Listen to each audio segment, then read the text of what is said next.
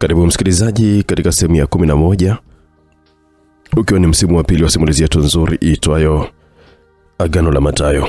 Tulipokuwa tumeishia katika sehemu ya 10, msimu wa kwanza ni pale ambapo Dominic Lwambasi alikuwa ameitisha maandamano kufuatia kifo cha mwanae Peter Lwambasi. Alikuwa ameitisha waandishi wa habari kwa ajili ya kutangaza maandamano siku ya kesho.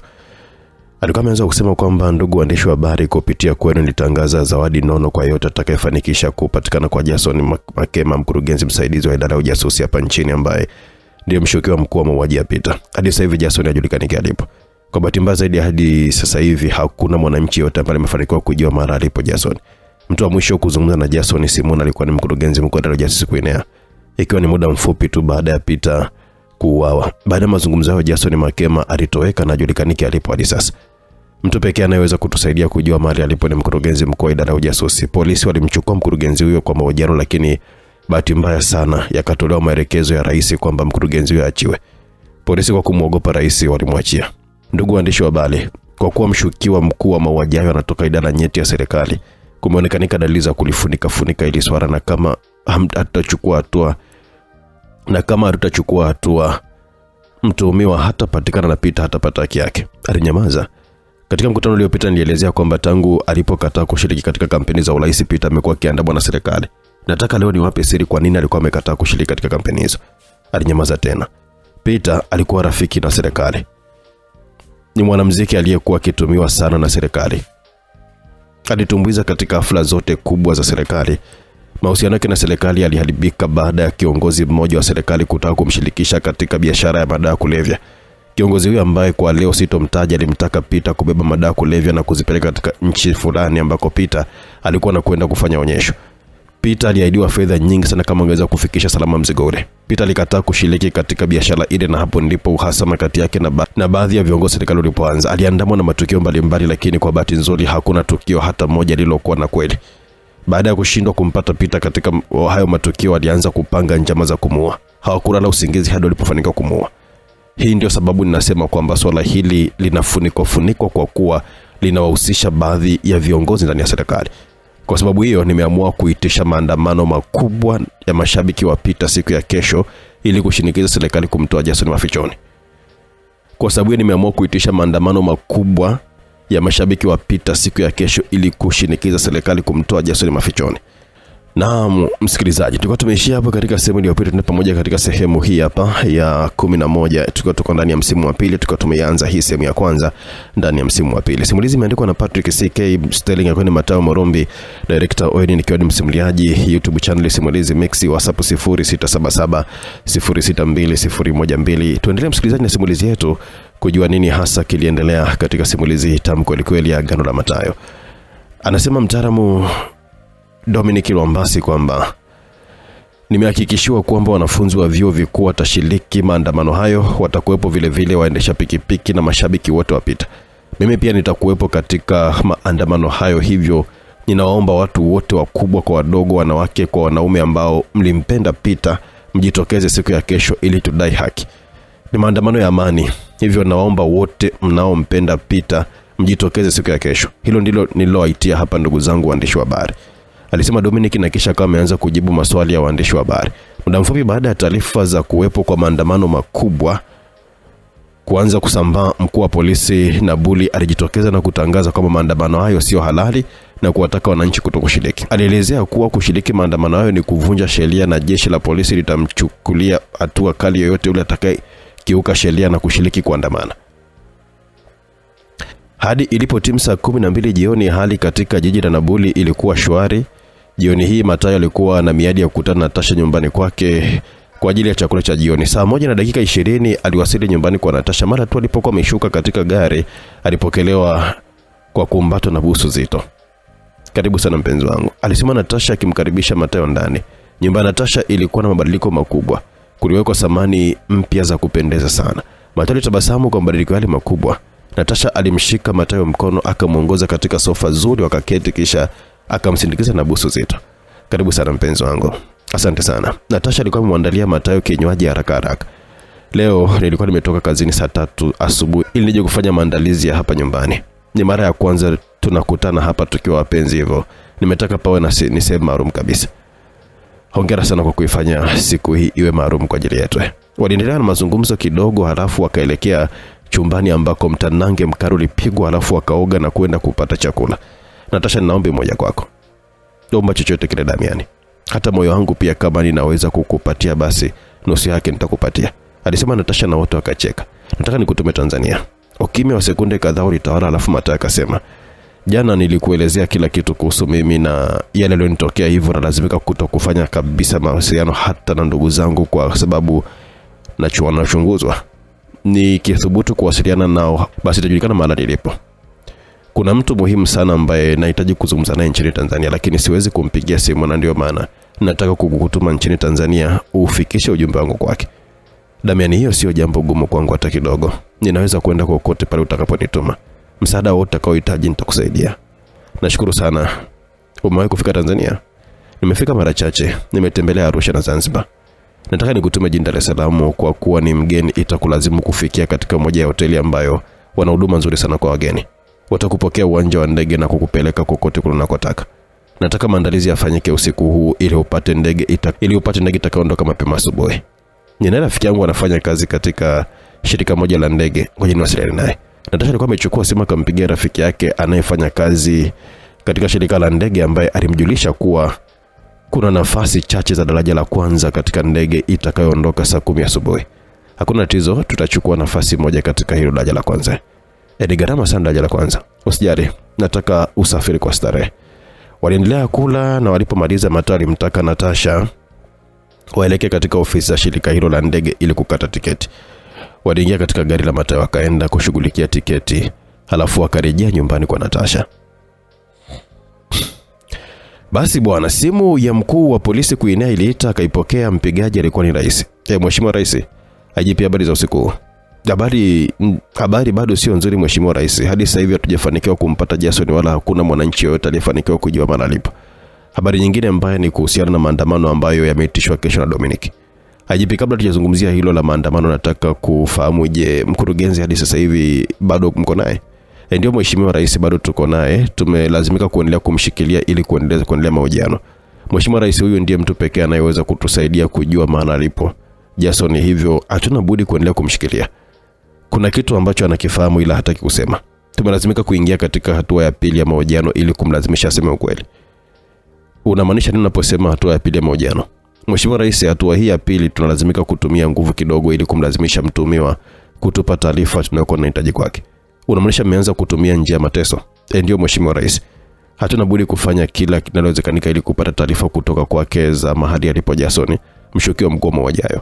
Mheshimiwa Rais, zimesambaa taarifa kwamba tunataka kufunika ili swala, kwa hiyo tunataka kufanya kila tunaloweza kumpata Jason. Tunahakika Dr. Maximus kuna kitu anajua kuhusiana na Jason, na ndio maana tumeona itakuwa ni vyema kama tuendelee kumshikilia na kumhoji zaidi. Mheshimiwa Rais, tutalazimu kuendelea kumshikilia hadi pale atakapotoa ushirikiano au atapojilisha pasi na shaka kabisa kuwa hausiki katika swala la mauaji ya Peter na kutoka kwa Jason. IGP, tayari mlikwisha mhoji na hamkupata chochote kile. Jambo jingine kubwa zaidi, huyo jamaa ni mkuu wa idara nyeti kabisa kwa usalama wa nchi. Mheshimiwa Rais, nalifahamu hilo, na hata mimi sifurahi kuendelea kumshikilia mkurugenzi hapa, lakini tunalazima kutekeleza sheria, kwani hakuna aliyejua sheria. IGP, sijafurahishwa na hili mlilonifanya kuendelea kumshikilia kiongozi wa chombo muhimu kabisa wakati mnajua hausiki katika mauaji ya Peter. Ninataka umwachie mara moja ili akaendelee kutekeleza majukumu yake. Kama mmeshindwa kupata kitu chochote kile hadi sasa hivi, inamaanisha kwamba hana chochote kile cha kuambia. Kwa hiyo sitaki tena mumsumbue kumuita na kumhoji. Yote atakaye hoji kuhusu kuachiwa kwake, mwambie amri ya kumwachia imetoka kwangu. Esa Mheshimiwa Rais, nimesikia kuhusu maandamano yanayopangwa kufanyika kesho. Mmejiandaa vipi kudhibiti maandamano hayo? Mheshimiwa Rais, tumejipanga vizuri kuhakikisha kwamba maandamano hayo haramu yanadhibitiwa mara tu yatakapoanza. Vizuri, hakikisheni mnawatawanya mara tu watu watakapoanza kukusanyika, na viongozi wa maandamano hao wote wakamatwe na kushtakiwa kwa kuvunja sheria. Sitaki ujinga uendelee. Hakikisha wote watakao kaidi amri ya kutawanyika wanakamatwa na kutupwa ndani, kisha wafunguliwa mashtaka mara moja. Umeelewa IGP? Nimekuelewa Mheshimiwa Rais. Vizuri. Na mhitaji mkurugenzi mara moja hapa Ikulu. Esa Mheshimiwa Rais. Rais alikata simu bila kupoteza muda. IGP akaitafuta namba ya Dominic akampigia. Habari za muda wa IGP? Nzuri Dominic. Nimetoka kuzungumza na rais sekunde zilizopita. Amekuwa mkali baada ya kusikia kuwa bado tunamshikilia mkurugenzi. Ameelekeza tumwachie mara moja na elekee Ikulu. Asante kwa kunijulisha hilo. Hii inazidi kutupa uhakika kwamba wawili hawa kuna kitu wanapanga. Vipi, amesema nini kuhusu maandamano ya kesho? Ameagiza tuwatawanye mara moja na kuwakamata wote watakaokiuka amri ya kutawanyika. Sawa, utafanya kama tulivyokubaliana. Haina tatizo, alisema IGP na kukata simu. Tuende ndani ya Ikulu ya kuinea. Msikilizaji, simu ya rais iliita mpigaji akiwa ni mkurugenzi mkuu wa idara ya ujasusi kuinea. Mkurugenzi, habari za muda huu? Rais alisema, Mheshimiwa Rais, nimeachwa na polisi muda mfupi uliopita na kushukuru sana. Sikujua kama ulikuwa katika mikono ya polisi hadi muda huu, pole sana. Asante Mheshimiwa Rais, nimepewa maelekezo kwamba nije Ikulu, lakini ninaomba nikapumzike Mheshimiwa Rais. Wametesa sana wa jamaa kwa kutumia mashine za umeme. Mwili wote unaniuma. Pole sana. Nilichokuwa nahitaji ni kupata mrejesho kuhusiana na ule mpango wetu. Kuna chochote ambacho kimefanyika? Hakuna Mheshimiwa Rais, sifanye chochote kile siku ya leo. Tangu nilipoondoka hapo asubuhi nilikuwa mikononi mwa polisi. Naomba nilifanyie kazi jambo hilo siku ya kesho. Hakuna tatizo. Nenda kapumzike ili siku ya kesho ulifanyie kazi jambo hili na tulimalize. Yule jamaa anazidi kuwa hatari. Asante Mheshimiwa Rais. Basi bwana, saa 12 asubuhi Matayo alirejea katika makazi yake akitokea uwanja wa ndege ambako alimsindikiza Natasha kupanda ndege iliyoondoka saa 11 alfajiri kuelekea Tanzania. Alimkuta tayari Ruby alikuwa amekwisha maliza mazoezi ya asubuhi na alikuwa katika maandalizi ya kifungua kinywa. Unaendeleaje hapa? Hapa tuko vizuri, kila kitu kinaendelea vizuri. Vipi huko ulikotoka? Ruby aliuliza. Huko nako pia kila kitu kinakwenda vizuri. Tayari Natasha ameondoka kuelekea Tanzania. Ameondoka na ndege ya saa 11 alfajiri. Hongera kwa kulifanikisha hilo. Nilitegemea pengine kungelikuwa na ugumu, lakini mambo yamekwenda vizuri. Ninakwenda kufanya mazoezi kidogo alafu tutaendelea na mipango yetu ya leo. Matayo alikuwa amekwenda chumbani kwake akabadili mavazi akaelekea katika chumba cha mazoezi ambako alimkuta Gosogoso akiendelea kuweka mwili wake sawa. Walifanya mazoezi alafu kila mmoja akaelekea chumbani kwake kujiandaa kwa ajili ya kupata kifungua kinywa na kuendelea na mipango ya siku ya leo. Walikutana mezani wakapata kifungua kinywa pamoja. Ndugu zangu, nashukuru nimerejea salama na huko nilikotoka mambo yanakwenda vizuri. Natasha tayari yuko angani sasa hivi akielekea Dar es Salaam. Ameondoka na ndege iliyoondoka saa 11 alfajiri. Tayari nimekwisha mpa maelekezo yote na atakapofika atanijulisha. Ni mara yake ya kwanza kufika Dar es Salaam, hivyo atafikia Lanzana hoteli ambao watampokea uwanja wa ndege na kumpeleka katika mizunguko yake yote hadi atakapokuwa ameondoka. Tumuombe afike salama, Matayo alisema.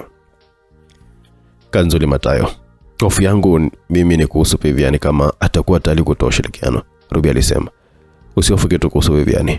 Yule akisikia tu sauti yangu atafanya kile nitakachomwelekeza kufanya. Vipi akigundua kwamba Natasha ni mtu wako? Ya hilo nalo pia halina tatizo. Msihofu jamani, kila kitu kitakwenda vizuri, alisema Matayo. Imekuwa vyema umewahi kurejea, kwani leo mji utachafuka huu. Maandamano makubwa yatafanyika siku ya leo licha ya polisi kuyapiga marufuku, Gosogoso alisema. Nimekutana na magari ya polisi yakiwa tayari barabarani yakisubiria waandamanaji, Matayo alisema. Matayo kilichokifanya kweli kimewavuruga wa jamaa. Usiku wa kuamkia leo kiongozi wa chama kimoja cha kisiasa hapa kuenea alijitokeza mtandaoni na kuwataka wafuasi wake kuunga mkono maandamano hayo, akidai nchi imekuwa ikiendeshwa kidhalimu. Nimefuatilia mwitikio wa maelekezo hayo ni mkubwa sana. Wafuasi wake wameahidi kuwa watashiriki katika maandamano hayo. Hali ya leo haitakuwa nzuri, Ruby alisema. Nashukuru mpango wetu umekuwa na mafanikio. Jamaa wamevurugana na hakuna naye kumbuka atakosi Tanzania. Wote wamejielekeza katika kukabiliana na kile kinachoendelea hapa nchini. Wakati mji ukichafuka leo kwa vurugu nchini Tanzania, atafanyika mazungumzo kati ya marais wa Tanzania, Uganda na ujumbe kutoka China. Tumefanikiwa kuokoa mazungumzo hayo. Watakapokuja kushtuka baada ya mambo kutulia, watakuta tayari mradi umefika mbali na hawatakuwa na uwezo wa kuweza kuhujumu tena, alisema Matayo. Akachukua kikombe chake cha chai akanywa. Ndugu zangu, sio kwamba eti tunafurahia kile tulichokifanya na yale yanayoendelea hapa kuenea, lakini tupo hapa kwa ajili ya misheni maalum kabisa kwa nchi yetu, hivyo inatulazimu kuweza kufanya kila linalowezekana kuhakikisha kama misheni yetu inakamilika na tunaikamilika. Watu wakiona tusamekwa kuingiza katika vurugu, lakini yote haya wameataka viongozi wao kwa kukubali kutumia na mabebelu kuihujumu Tanzania. Tunapokuwa katika misheni kubwa kama hizi zenye maslahi makubwa kwa taifa letu, hakuna huruma hata kidogo. Ratiba leo ikoje Matayo? Gosogoso aliuliza. Kwa siku ya leo hatutatoka ndani kwa sababu ya vurugu, tutasalia hapa na siku hii tutaitumia kuzungumza na Jason. Walimaliza kupata kifungua kinywa wakaelekea ofisini. Jason alionekanika katika runinga akiwa amechoka sana. Matali mtuma Gosogoso kwenda kuchukua nguo chumbani. Ruby, utabaki huko, sisi tutakwenda chini kuzungumza na Jason. Kama kuna chochote kile kitajili utatujulisha. Simu ya Starlight nitakuwa nayo. Wajoifu wa Kenya pamoja na nguo akashuka chini. Mlango wa chumba alimo Jason kafunguliwa, kaingia. Jason alinyanyuka taratibu akawa amekaa. Alikuwa kidogo alafu akasema, "Matamu Lumbi." Sauti yake ilikuwa imetoka kwa shida, akakoa kidogo. Mataka akamuelekezea Gosogoso kumpatia chupa ya maji. Gosogoso alimfungua pingu na kumpatia maji ya kunywa akanywa. "Unaendaje Jason?" Matali uliza. Jason akamtazama kwa makini alafu akajibu, "Nimekuangaikia sana Matadu, kapata kila kitu ulichokuwa unakihitaji. Sikuwahi kukuonesha ubaya wote ule. Kwa nini unataka kuniua kwa njaa? Kama lengo ni kuniua, naomba mniue tu kwa risasi kuliko kuniacha nikifa taratibu kwa njaa. Kwa nini mnanifanyia hivi? Nani ambaye amewatuma mnitese namna hii?" Jason alikuwa ameuliza, alitia huruma. "Jason, naomba nikurekebishe. Yote ulionifanyia hayakuwa kwa niaba yako bali haukufanya kwa niaba yako bali na ulikuwa ni wajibu wako hakikisha unatekeleza yale yote uliokuwa umeelekezwa na wakuu wako. Mlihitaji kitu kutoka kwangu na ndio maana mkanipatia kila kitu nilichokuwa nakihitaji. Kwa hiyo usirudie tena kusema kwamba ulihangaika kunipatia kila kitu nilichokuwa nakihitaji. Simama." Gosogoso alimsaidia kusimama na kumpeleka bafuni ambako alioga na akabadili mavazi akavaa nguo nyingine walizompelekea. "Tunakujali ndio maana tunakuletea hadi na nguo kabisa ubadilishe mavazi," Matari mwambia. Baada ya kuoga akapata kifungua kinywa. Hakukuwa na mazungumzo wakati wa kupata kifungua kinywa. Alikunywa chai vikombe 3 akamaliza na mkate mmoja. "Sasa tunaweza kuzungumza," Matari kwa amesema baada ya Jason kumaliza kupata kifungua kinywa. "Jana baada ya siku kuondoka ulituomba turudi tena kwa ajili ya mazungumzo. Uliahidi kuwa utalitumia dirisha nilokuambia liko wazi. Nimekuja ili tuzungumze kama ulivyoomba," alisema Mateo na kumtizama Jason kwa makini. "Nini nataka tuzungumze Jason?" "Ya kumbe kweli mmeweka kamera huko ndani na mnanifuatilia. Nilizani hukusikia ombi langu," alisema Jason. "Kuna kamera huko ndani na tunakufuatilia kitu unachokifanya. Kwa hiyo ombi lako lilifika, ila kwa bahati mbaya jana nilikuwa na mambo mengi sana ya kufanya hivyo sikuweza kurudi. Nimekuja leo tuzungumze." Jason alikuwa amekoa rafa akasema, "Matayo, nahitaji ufafanuzi kuhusiana na hili swala linalonikabili. Umepitia kilichomo katika ile faili nilokupa?" "Ndio, nimepitia kila kitu lakini sijaelewa kuhusu hili jambo na ndio maana nikakuomba uje unipe ufafanuzi kuhusu hili swala." "Kitu gani ambacho hujaelewa?" "Ndani ya ile faili kuna kila kitu na ndio maana nilikuachia faili ile ili ulisome kilichomo ndani yake na ujue kile ambacho kinachoendelea hivi sasa." "Sijaelewa tuhuma zinazonikabili kwamba nimemuua Peter Rombas." "Mimi sikumuua Peter na wala sikuwa na mpango wa kumuua." Kama sio nani aliyemuua?" "Sifahamu nani ambaye alifanya mauaji yale, ila sio mimi. Sihusiki kabisa katika mauaji hayo. Kuna watu wamefanya mauaji hayo wakaniangushia mimi mzigo wa mauaji." Kama uhusiki na mauaji hayo unahisi nani aliyefanya na kwa nini wakaangushia wewe mzigo?" "Matadi sasa hivi bado niko gizani. Sielewi chochote kile kuhusiana na swala hili na ndio maana ninahitaji unifafanulie ili nielewe kile kinachoendelea. Tafadhali ninahitaji msaada wako kunielewesha katika hili swala."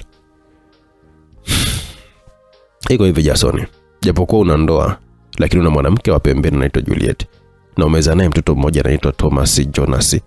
Ana umri wa miaka 5. Alinyamaza kumtazama Jason. "Juliet anafanya kazi Wizara ya Fedha.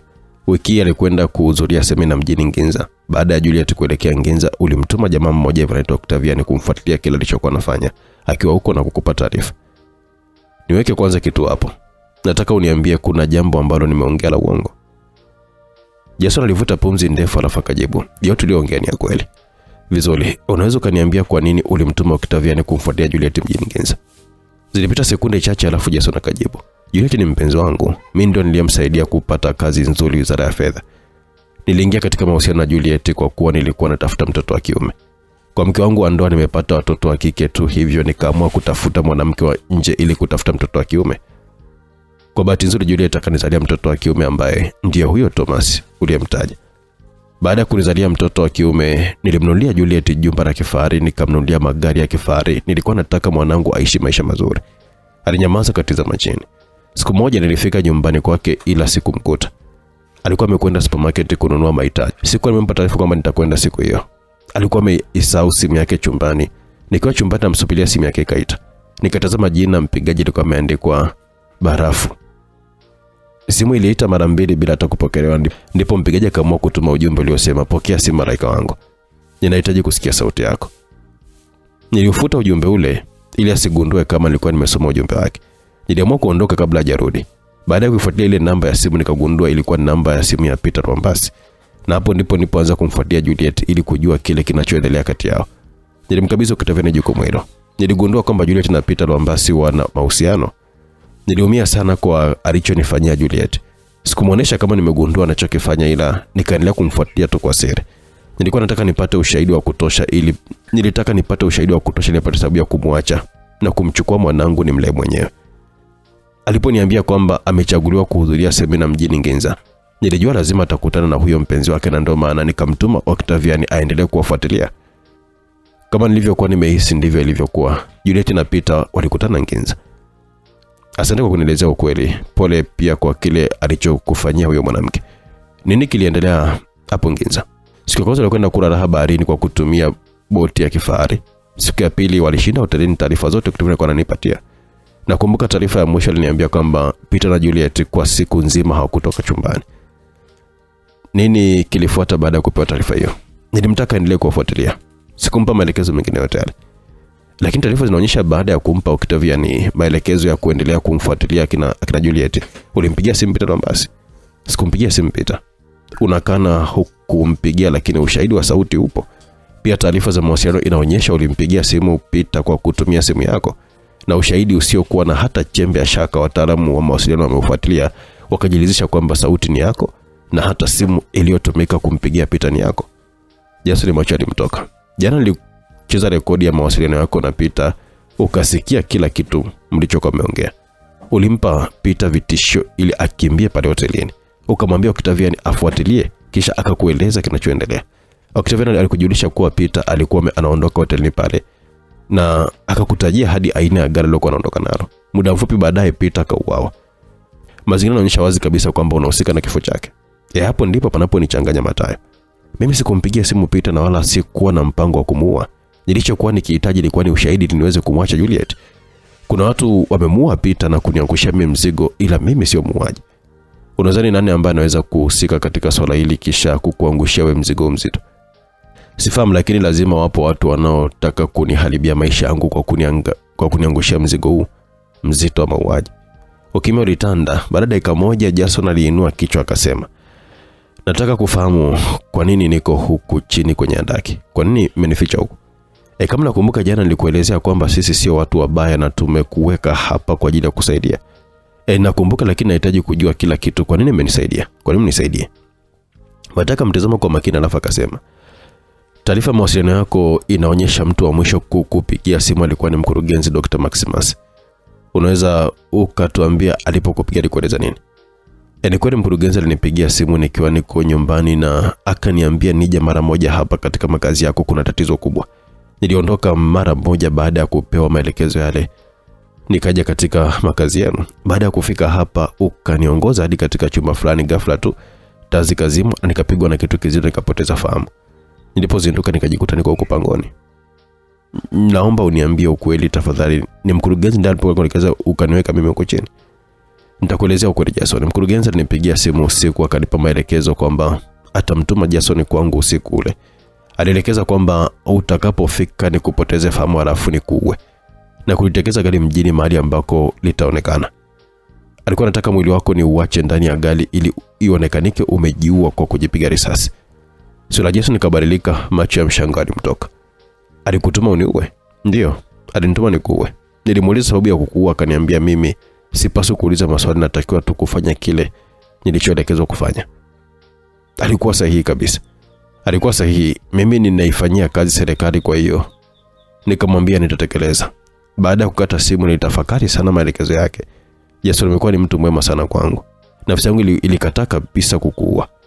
Ulipokuwa umefika tulikupoteza fahamu na kuja kukuficha huku chini. Nikampigia nikamwambia sijakuona kwangu. Nilimwambia inawezekanika ulikuwa umegundua kwamba kuna mpango wa kukuua na ndio maana haukufika kwangu. Baadaye asubuhi gari lako likawa limekutwa limetelekezwa mjini. Baada ya kugundua kuwa umetoroka, ndipo zile rekodi zikawa zimevujishwa mtandaoni na kila mmoja akajua kwamba unahusika na mauaji ya Peter. Jason, wanaotaka kuangamiza ni wenzako. Na hii ndio sababu jana nilikwambia sisi si watu wabaya. Kwa sasa hivi sisi ndio msaada wako pekee. Huko nje unatafutwa kila kona. Zimetangazwa zawadi kubwa sana atakayefanikisha kupatikana kwako. Huo ndio kweli Jason kuhusu hili sakata linaloendelea. Zimepita dakika kadhaa za ukimya. Matayo alimwacha Jason atafakari. Najua tu lazima kuna watu wa karibu wameniangushia mzigo. Walikuwa wanafuatilia kila nilichokuwa nakifanya. Walikuwa na rekodi hadi mawasiliano yangu ili kuja kuniangamiza. Hili limenishangaza sana. Dr. Maximus ni mtu wangu wa karibu sana ambaye nimefanya naye kazi kwa muda mrefu. Nilimwona mtu wa maana sana, kumbe ni shetani mkubwa, alisema Jason kwa hasira. Kuna jambo jingine nataka ulifahamu. Baada ya ujumbe ule kuvuja na polisi kuanza kukutafuta, walimchukua mkurugenzi ili kumhoji kwa kuwa ndiye mtu wa mwisho kuwasiliana na wewe. Kitu cha kushangaza ilitoka amri ya rais ya kumwachia mara moja. Hili limeudhi watu wengi na mmoja wao akiwa ni Dominic Rwambasi, baba mzazi wa Peter Rwambasi, ambaye ameitisha maandamano makubwa sana siku ya leo kwa ajili ya kushinikiza serikali kukutafuta wewe. Kitendo cha rais kutumia madaraka yake kumsaidia mkurugenzi kinaonyesha uwezekano naye anashiriki katika mauaji. Matao, ninakuhakikishia hili jambo limefanywa na watu wakubwa na kisha akaniangushia mimi mzigo kwamba ndio nimefanya mauaji. Wamenaribia maisha yangu wa jamaa. Unadhani kwa nini wamekufanyia hivi? Kwa nini wamekuangushia mzigo wa mauaji na vile vile wakataka kukuua? Jason alikuwa amefikiri kidogo alafu akasema, zipo sababu kwa nini wametaka kuniua. Sikulazimishi kuniambia sababu hizo, ila kama unaona itafaa kuniambia itakuwa ni vizuri. Nitakwambia baadaye. Kwa sababu nimechanganyikiwa kabisa. Maisha yangu yameharibika. Sikutegemea maisha yangu yabadilike namna hii.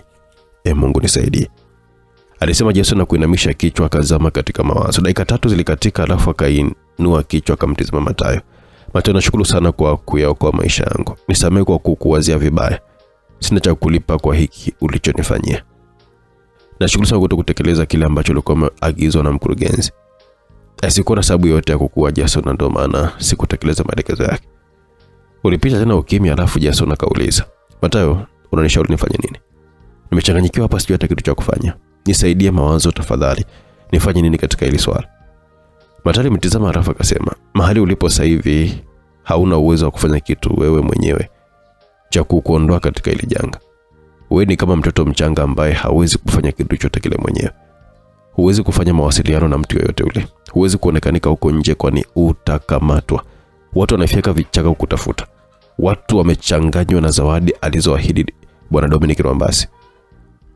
Utakapoonekanika watakugombania kama mpira, na utakapofikishwa polisi kitakachofanyika ni kimoja tu, ni kukufungulia mashtaka ya mauaji. Jason, maisha kwa sasa hivi tumaini pekee ulilonalo ni sisi ambao ndio pekee tunaojua mahala ulipo. Hakuna mtu mwingine hapa kuenea ambaye anajua mahala ulipo. Sisi pekee ndio ambao tunaweza kukusaidia kukuondoa hapa, na ndio maana nilikwambia kuwa kuna dirisha ambalo liko wazi. Kama utakuwa tayari tukusaidie. Matayo, nahitaji mno msaada wote ule mtakaweza kunisaidia.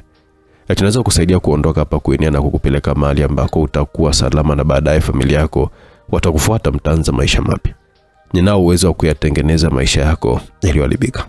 Ni juu yako kufanya maamuzi kabla dirisha lijafungwa. Matayo, nashukuru sana, umeokoa maisha yangu. Ninajua nia yako ni njema, hivyo usikate tamaa kunisaidia. Endelea kunisaidia tu hadi utakapokumehakikisha niko salama. Jason, nataka na niko tayari kabisa kukusaidia, lakini lazima unipe sababu ya kukusaidia. Ninasema hivyo kwa sababu ninayaweka maisha yangu katika hatari kwa ajili yako, kwa hiyo lazima niwe na sababu ya kuweza kuingia katika hatari kwa ajili yako. Matayo, nimekuelewa unamaanisha nini, lakini kwa sasa hivi sina hata senti moja ya kukupa. Fedha ninazo lakini siwezi kutoa benki. Ninaomba unisaidie ndugu yangu. Nitakapokuwa nimetulia, nitakupa kiasi chote kinachokihitaji. Sihitaji fedha Jason. Tayari fedha mmenipa, fedha za kutosha tu. Unacho kitu kikubwa zaidi ya fedha ambacho kinaweza kunishawishi mimi nikakusaidia. Kitu gani Matayo? Niambie ndugu yangu. Taarifa. Ulipita ukimya. Umekuwa katika serikali kwa muda mrefu. Unafahamu mambo mengi sana serikalini. Unaifahamu mipango mingi sana ya serikali. Unazifahamu siri nyingi za serikali. Hayo ndio mambo ambayo yanaweza kunishawishi mimi hapa nikaingia katika hatari ili kukusaidia. Kwani nafahamu mambo mengi ya serikali. Kitu gani ambacho nahitaji ukifahamu? Kama unavyojua mimi natafutwa nchini Tanzania, na nyinyi ndio ambao mlionipokea na mkaniomba nifanye kazi na nyinyi. Kwa hiki kilichotokea nimeanza kuwa na mashaka makubwa sana ya usalama wangu. Usaliti ni mwingi sana hapa Guinea. Nina hofu hata mimi mwenyewe naweza kuuawa baada ya kuwasaidia kupata taarifa za kutosha za Tanzania. Hamtanihitaji tena hivyo, naweza kuuawa. Nimepata hofu sana Jason. Nimepata hofu hii, imenilazimu mimi kufikiria namna ninavyoweza kuingia makubaliano na serikali ya Tanzania ili nisiendelee kutafutwa na swala langu lifungwe, ili niwe huru kurudi nyumbani muda wote nitakapohisi hatari. Siwezi kuingia katika makubaliano hayo nikiwa mikono mitupu. Nahitaji kuwa na kitu cha maana mkononi ambacho kitawafanya wanisikilize na kulikubali ombi langu. Kitu pekee ninachoweza kuwapa ni taarifa. Ninajua nchi ya Guinea ina mipango mingi sana ya asili dhidi ya Tanzania. Uliniambia wewe mwenyewe kwamba kuna vita baridi ya kiuchumi inaendelea hivi sasa kati ya Guinea na Tanzania. Vita hiyo imekuja baada ya Tanzania kuanza kupiga hatua kubwa kiuchumi. Iko mipango mingi ya kuhakikisha Tanzania haipigi hatua. Sababu nyingine kwa nini nahitaji taarifa hizo ni kwa sababu yako wewe mwenyewe. Sehemu pekee ambako ninaweza kukusaidia ukaenda kwa sasa ni Tanzania. Ninaweza kufanya mpango ukapatiwa hifadhi Tanzania. Utaishi mahali salama wewe na familia yako. Ombi kama hili siwezi kuliomba nikiwa niko mikono mitupu. Lazima niwe na kitu mkononi. Lazima nionyeshe kama mtu ninayemwombea hifadhi anaweza kuwa na msaada kwa nchi. Hii ndio sababu nilikuambia kwamba dirisha liko wazi na unaweza ukalitumia kutoka katika hili janga linalokukabili kama utataka. Matari nyamaza. Jason, nchi unayotumikia kwa moyo sasa hivi haikutaki.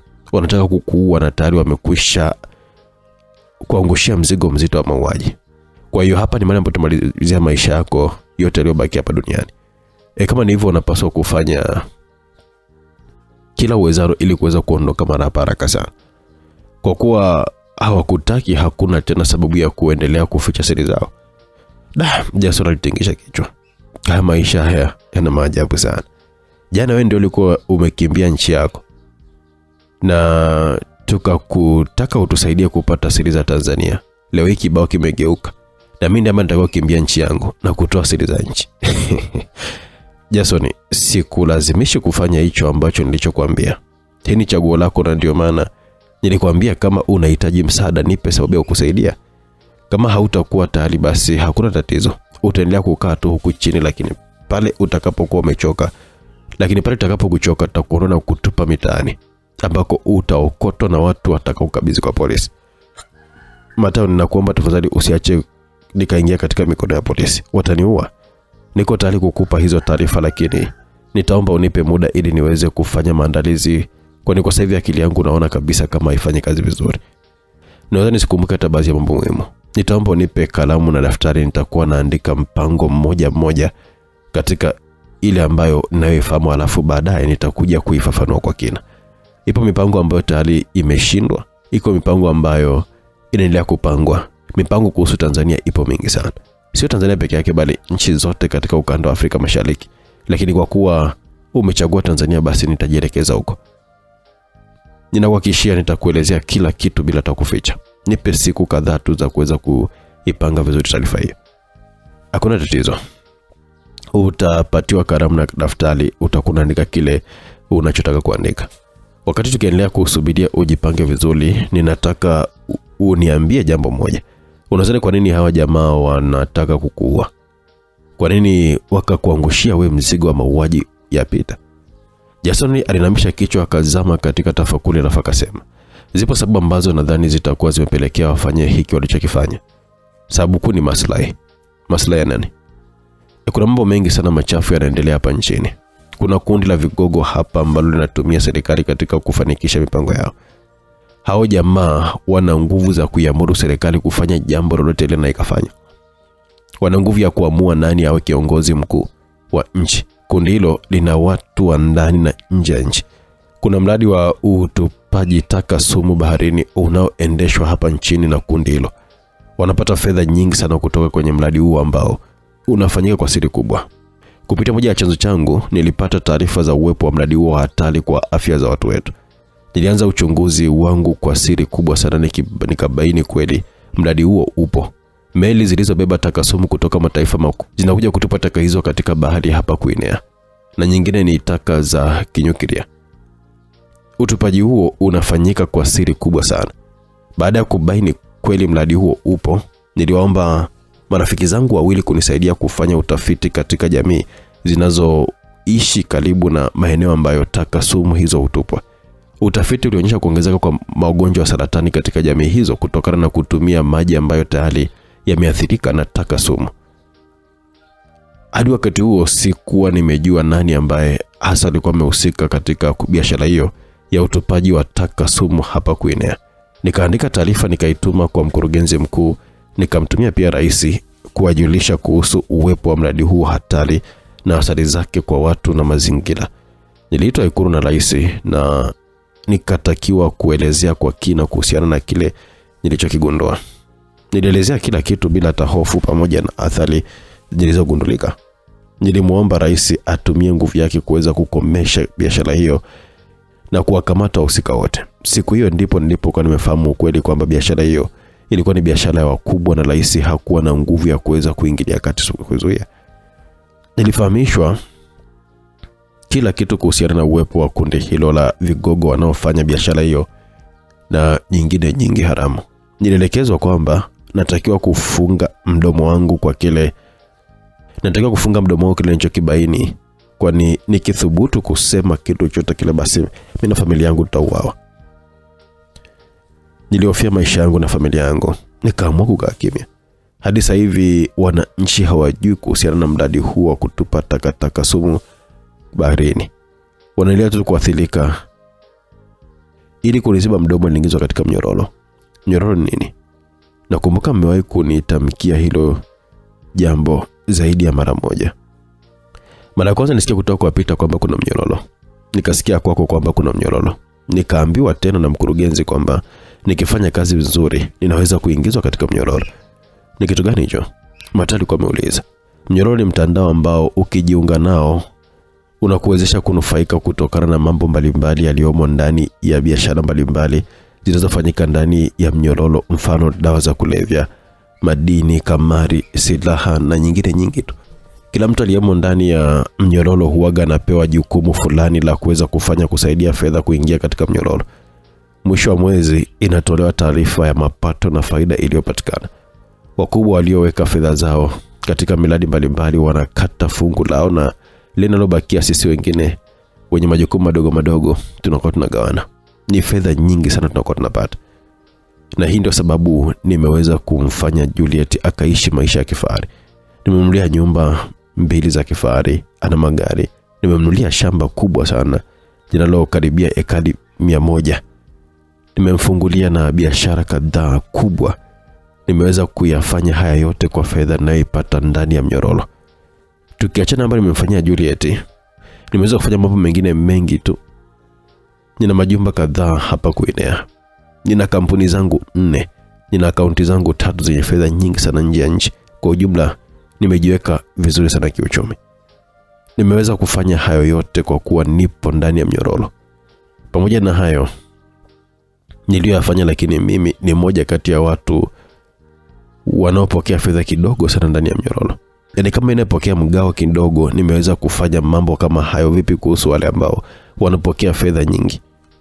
Hii ndio sababu uliambiwa kwamba ukijiunga na mnyororo unaweza kurudisha utajiri wako wote ndani ya kipindi kifupi.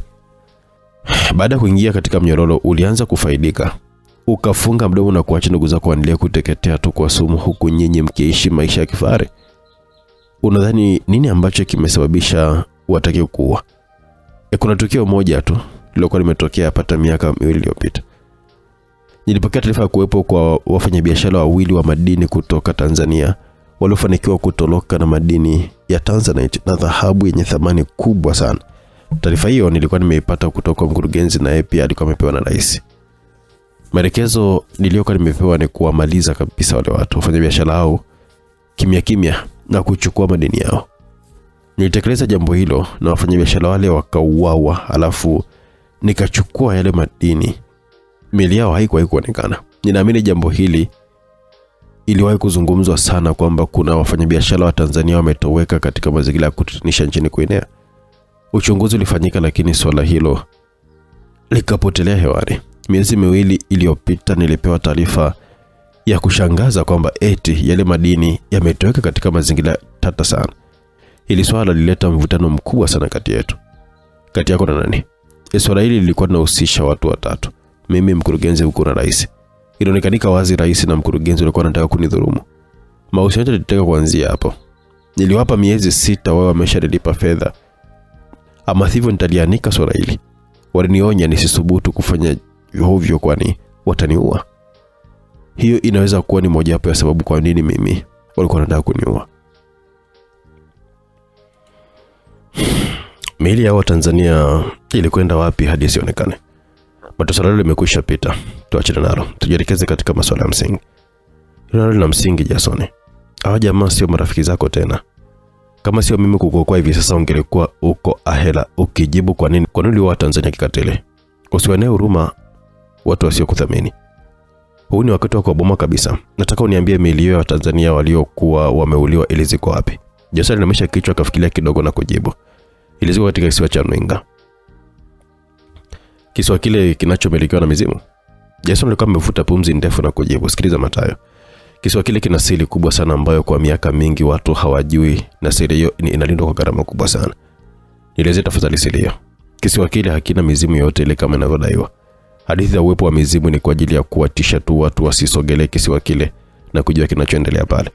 Alinyamaza. Kisiwa cha Nwinga kinamilikiwa na serikali. Kuna mambo ya siri ya serikali yanafanyika pale, na ndio maana watu hawatakiwi kuingia ndani ya kisiwa kile na kujua siri ya pale. Mambo gani yanafanyika pale kisiwani? Kwanza, kisiwa kile kinatumiwa na idara ya ujasusi kwa mambo ya siri. Ndani ya kisiwa kile kuna gereza la siri ambako watu hatari sana kwa taifa hupelekwa kufungwa huko. Kuna watu ambao wamewahi kutoweka na hadi leo hii hawajulikani walipo. Wapo katika gereza hilo. Wamo wanasiasa, wafanyabiashara na kadhalika. Mtu yotakiwa ni hatari kwa serikali au kwa lile kundi nilokuambia, basi anatolewa maelekezo, unatekwa na kupelekwa huko. Kuna mawili, unaweza kufungwa huko kwa maisha yako yote au kauawa. Kisiwa kile kinatumiwa pia na idara yetu kwa ajili ya kuhoji watu. Kama kuna taarifa muhimu tunahitaji kuipata kutoka kwa mtu fulani, anapelekwa katika kisiwa kile na kuhojiwa. Mimi pia nilikuwa nimepitia jambo hilo. Nilihojiwa na nilichoamini kwamba ni mizimu. Unasibitishia kwamba walionihoji hawakuwa mizimu bali ni idara ya ujasusi kuenea? Hakuna mzimu wote pale. Ulichukuliwa na idara ya ujasusi kwa kuwa walikuwa wanataka kukufahamu kiundani. Kulikuwa na hofu kubwa huenda ukawa umetumwa na serikali ya Tanzania. Hivyo ikalazimu kutumia njia mbalimbali za kujiridhisha kwamba kweli ulikuwa umekimbia nchi yako. Mlijiridhisha na mimi kuhusu kwamba nilikuwa nimeambia ukweli? Ndio, hakuna mtu aliyewahi kuingizwa katika pango lile akashindwa kusema ukweli. Wote waliopelekwa pale kisiwani kuhojiwa walifunguka. Kama ungelikuwa na nia nyingine tofauti basi ungesema. Kuna yule nyoka wa bandia yule ambaye kila aliyewahi kumuona alifunguka haraka sana. Nyoka yule sio nyoka wa kweli, sio nyoka halisi. Nini kingine kinafanyika ndani ya kisiwa hiko ambacho wananchi hawapaswi kujua? Watu wanaouawa na serikali huzikwa hapo kimya kimya. Vile vile katika kisiwa hicho kuna watu wanaofichwa hapo. Watu tofauti na wale wafungwa wanaofungwa katika gereza la siri. Ndio, kuna watu ambao tunawaficha katika kisiwa hicho. Kuna jambo nataka ulifahamu. Kuenea inalisaidia kundi la waasi wa M23 kwa maelekezo ya wakubwa kutoka nje. Kundi hilo na mataifa yanayolifadhili kwa silaha, fedha na zana za vita. Hivyo vyote vinapatikanika hapa.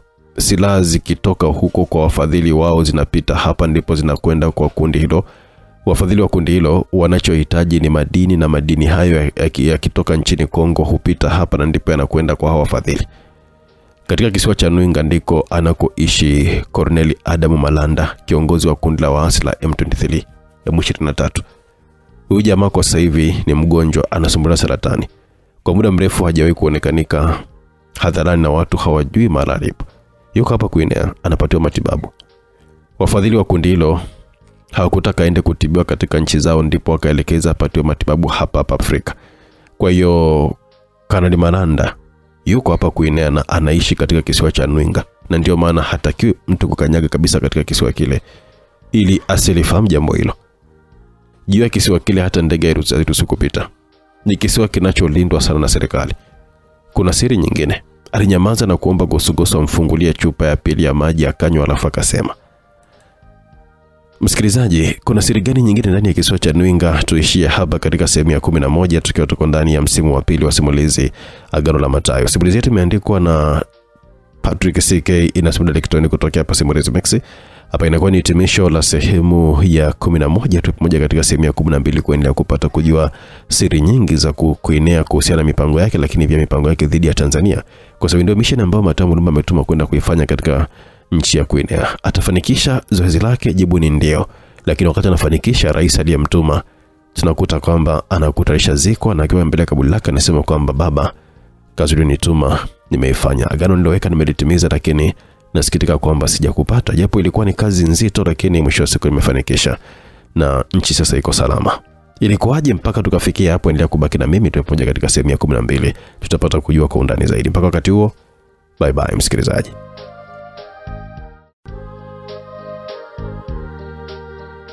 Na ukaribisha msikilizaji wangu katika sehemu ya 12 tukiwa tuko ndani ya msimu wa pili simulizi ya Agano la Mathayo. Tulipokuwa tumeishia katika sehemu iliyopita ni pale ambapo Mathayo alikuwa yuko na Jason pamoja na Gosugosu, na Jason alikuwa anaendelea kufunguka juu ya mambo ambayo yanaendelea ndani ya nchi ya Guinea. Mwishoni kabisa alikuwa anaongelea juu ya kisiwa cha Nwinga. Alisema kwamba kuna gereza la siri kule, watu wanafungwa, watu wanahojiwa na vitu kama hivyo. Lakini akawaambia kwamba kuna watu wengine ambao huko. Watu tofauti na wale wafungwa waliofungwa katika gereza la siri. Ndio, kuna watu ambao tunawaficha katika kisiwa hicho.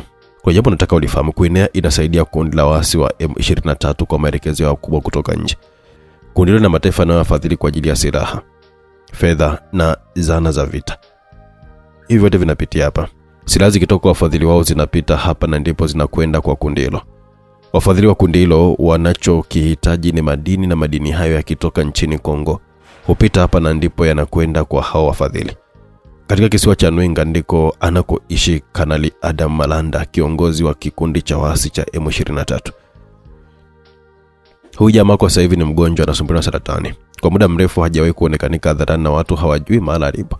Yuko hapa Guinea anapatiwa matibabu. Wafadhili wa kundi hilo hawakutaka aende kutibiwa katika nchi zao, ndipo wakaelekeza apatiwe matibabu hapa Afrika. Kwa hiyo Kanali Malanda yuko hapa Guinea na anaishi katika kisiwa cha Nwinga, na ndio maana hatakiwi mtu kukanyaga katika kisiwa kile, na alisilifahamu jambo hilo.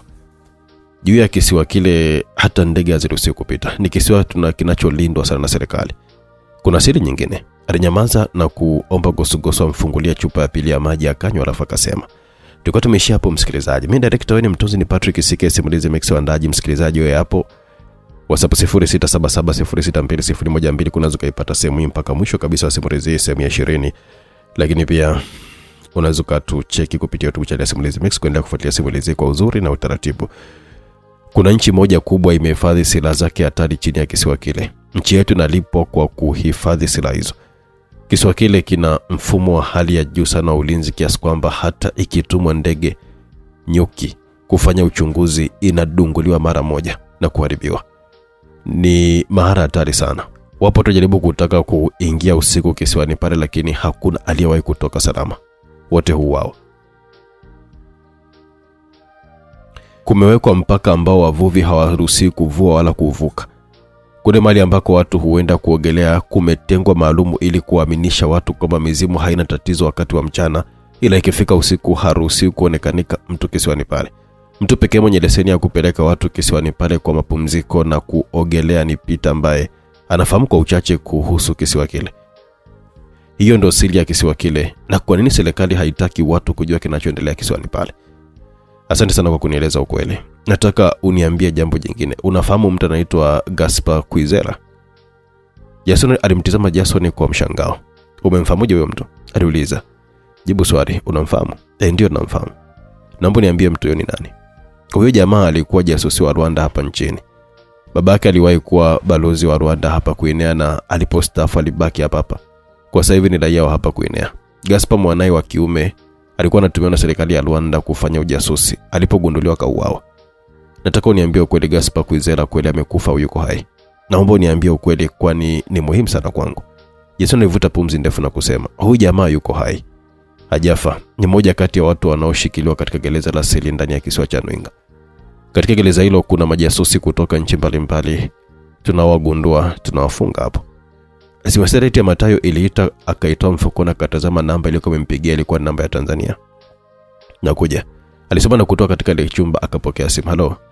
Habari mpenzi wangu. Nimeazima simu delivery kunipokea hapa uwanja wa ndege ili nikufahamisha kwamba tayari nimekwisha fika Tanzania.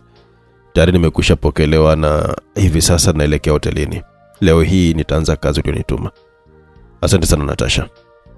Ninashukuru kwa kufika salama. Sawa mpenzi, nilikupigia kukufahamisha tu ile kwamba tayari nimefika Tanzania salama. Nitakupigia tena baadaye.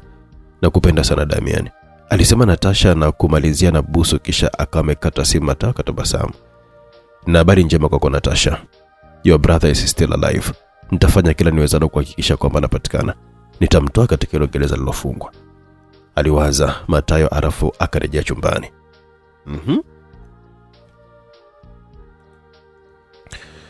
Mlango wa chumba ulifunguliwa, Matayo akarejea. Tuende tulikuwa tu katika swala la Gaspar Kwizera ambaye inafahamika amekwisha fariki, lakini kwa rimako umekili kwamba ni mzima, amefichwa katika kisiwa cha Nwinga. Nataka unielezee kwa kina kuhusiana na swala hilo la Gaspar Kwizera na kwa nini kasema kama amekufa ngali bado yuko hai. Ulipita ukimya wa sekunde kadhaa alafu Jason akasema, swala la Gaspar Kwizera ni kubwa. Tuelezee kila kitu tafadhali. Huyu jamaa kama nilivyokuwa nimewaambia, babake Dr. Jonathan Kwizera alikuwa ni balozi wa Rwanda hapa nchini. Baada ya kumaliza muda wake alibaki hapa Guinea. Kwa sasa hivi anajishughulisha na kilimo na ufugaji. Jonathan alinyamaza kidogo alafu akaendelea. Balozi Jonas Kwizera alipokuja hapa nchini alijitahidi kujenga mahusiano mazuri na viongozi wa serikali. Mahusiano yao mazuri na viongozi wa serikali ndio aliyomsaidia kuweza kupata eneo kubwa la ardhi ambalo baada ya kumaliza muda wake wa kuutumisha aliamua kubaki hapa Guinea ili aweze kufanya kilimo na ufugaji. Ni balozi ambaye alidumu katika nafasi hiyo kwa muda mrefu, pengine kuliko mabalozi wengine wa Rwanda waliwahi kuhudumu katika nafasi hiyo ya ubalozi hapa nchini. Jonathan alidumu katika kituo kimoja cha uwakilishi kwa muda wa miaka 15. Katika kipindi hicho chote alikuwa ni mtu wa karibu sana na marais waliokuwa madarakani hapa Guinea pamoja na viongozi wengine wa ngazi za juu za serikali. Mtoto wa kwanza wa Jonathan ambaye ni Gaspar alisoma kidato cha 5 na cha 6 hapa Guinea. Baada ya kumaliza kidato cha 6 alikwenda kuendelea na elimu ya juu nje ya nchi. Baada ya miaka takriban 8 ya masomo nje ya nchi akarejea hapa Guinea ambako babake bado alikuwa ni balozi. Alifungua kampuni inayojihusisha na utengenezaji wa programu mbalimbali za kompyuta na simu na kadhalika. Ilikuwa ni kampuni kubwa yenye kuaminiwa hadi na serikali. Hadi wakati huo hakuna aliyejua kama Gaspar ni jasusi. Alinyamaza baada ya sekunde kadhaa akaendelea. Miaka kadhaa hapo nyuma kulitokea ajali ya ndege ya shirika la ndege la Uturuki. Ndege hiyo ilikuwa ikitokea nchini Malaysia kuelekea Tehran, Irani.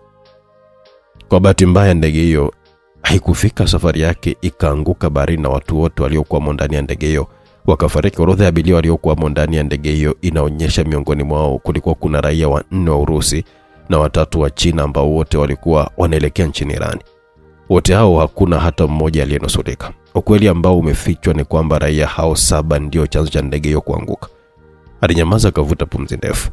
Raia hao 7 walikuwa ni wanasayansi wabobezi katika masuala ya nyuklia na walikuwa wanaelekea nchini Irani ili kusaidia nchi hiyo katika mradi wake wa nyuklia.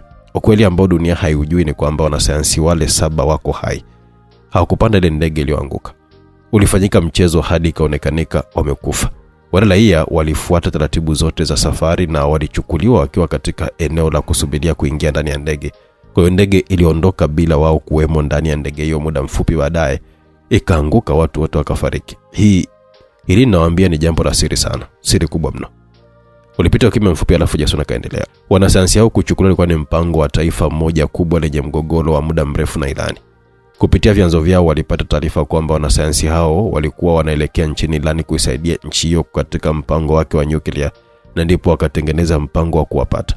Mpango wao ulifanikiwa, wakawapeleka mahali pasili kufanywa mahojiano. Baada ya mwaka mmoja waliwatoa huko na wakawaleta hapa Guinea katika kisiwa cha Nwinga. Wako hapa Guinea? Gosugosa aliuliza. Ndio, wako hapa Guinea. Wamefungwa katika gereza hilo la siri sana chini ya kisiwa hicho. Hii ni siri kubwa ambayo inafahamika na watu wachache mno. Mimi nimeifahamu kwa kuwa sisi ndio tunaoendesha na kusimamia shughuli mbalimbali zinazoendelea katika kisiwa kile, hivyo kuna mambo ninayofahamu. Uwepo wa mateka hao hapa Guinea unainufaisha nchi yetu sana. Kila mwaka tunapokea fedha nyingi sana za msaada wa maendeleo kutoka taifa hilo kubwa. Tumekuelewa. Hilo ni swala ambalo halituhusu sana. Turudi kwa Gaspar Kwizera. Gaspar Kwizera alianzisha mahusiano na mwanamke mmoja anaitwa Dr. Rebecca ambaye ni mke wa jasusi anayefanya kazi katika kisiwa cha Nwinga. Rebecca daktari anafanya kazi katika hospitali kuu ya taifa. Mahusiano yao yalikuwa ni ya siri sana ili yasigundulike. Ambacho Gaspar hukijua ni kwamba wote wanaofanya kazi katika kisiwa cha Nwinga wanafuatiliwa kwa siri pamoja na wake au wanaume zao ili kuzuia siri za kisiwa hicho kuvuja. Hiyo ndio kapelekea mahusiano ya Rebecca na Gaspar kugundulika.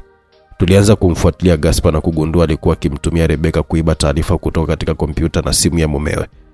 Kwa kuwa alikuwa na ujuzi mkubwa wa elektroniki, alimdanganya Rebecca kwamba anataka kuweka programu ya siri katika simu yake ya mume wake ili asiweze kufuatilia mawasiliano yao. Rebecca alikuwa ameiba simu ya mumewe usiku akampatia Gaspar aliyekuwa yuko nje ya nyumba, na Gaspar akaweka programu fulani katika simu hiyo ambayo ilimwezesha kuiba taarifa mbalimbali kutoka kwa mume wake na Rebecca. Baada ya kumfuatilia kwa kina, iligundulika Gaspar alikuwa ni jasusi aliyekuwa anatumiwa na Urusi katika ukanda wa Afrika Mashariki, na hapo ndipo alipokamatwa na kutangazwa kwamba amekufa maji. Kwa hiyo Gaspar hajafa, yuko hai katika kisiwa cha Nwinga ambako anaendelea kuhojiwa. Amesema chote kile baada ya kuhojiwa.